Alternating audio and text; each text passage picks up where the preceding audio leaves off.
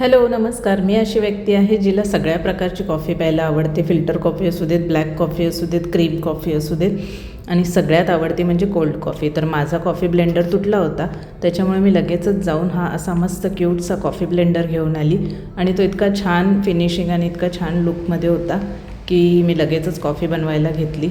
मला कॉफी प्यायला खूप आवडते. आज मी थोडीशी म्हणजे एकच पाऊचची कॉफी बनवणार होती, पण म्हटलं तुमच्याबरोबर पण शेअर करूया.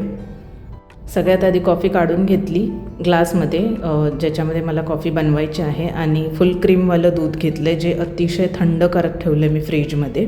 जे खूप जास्त थंड झालं होतं. त्याच्यामध्ये थोडीशी साखर तुमच्या आवडीप्रमाणे आणि थोडंसं पाणी घालायचं आणि त्याच्यानंतर मस्त अशी ब्लेंड करून घ्यायची. आणि हा ब्लेंडर खरंच खूप छान वर्क करतो आहे, मला तरी खूप आवडला. तुम्हाला कुठल्या प्रकारची कॉफी प्यायला आवडते हे मला कमेंट करून सांगायला अजिबात विसरू नका. आणि ब्लेंडर इतका छान होता की ऋतुजाला पण त्याने ब्लेंड करायचं होतं. ती कॉफी नाही पीत, पण ती बोलली की मम्मा मी पण करणार, म्हणून तिला पण दिलं.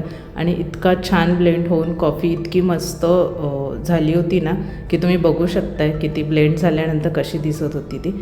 असं केल्यानंतर मी डायरेक्ट त्याच्यामध्ये जे थंड दूध होतं, एकदम थंड दूध होतं, ते घातलं. कारण मी बर्फ नाही घालत, मला लगेचच सर्दीचा त्रास होतो म्हणून. आणि थंड फुल क्रीमवालं दूध घातल्यानंतर इतकी छान कॉफीची टेस्ट झाली होती. फक्त मी ना त्याच्यामध्ये चॉकलेट नाही टाकू शकली, कारण माझ्याकडे चॉकलेट सिरप संपलं होतं.